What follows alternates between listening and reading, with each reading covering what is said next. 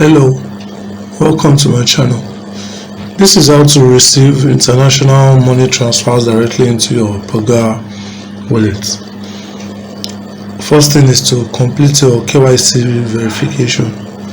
You ensure your Paga account is upgraded to at least KYC level 2 or level 3. You can do this by submitting your valid ID, your BVN and home address details on Paga to avoid transfer holds. Then share your account details, like send the sender abroad your registered phone number, your full legal name and Paga account number.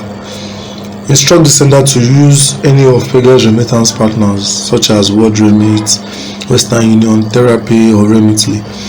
They should select Paga or mobile money or bank transfer as the delivery option and enter your details.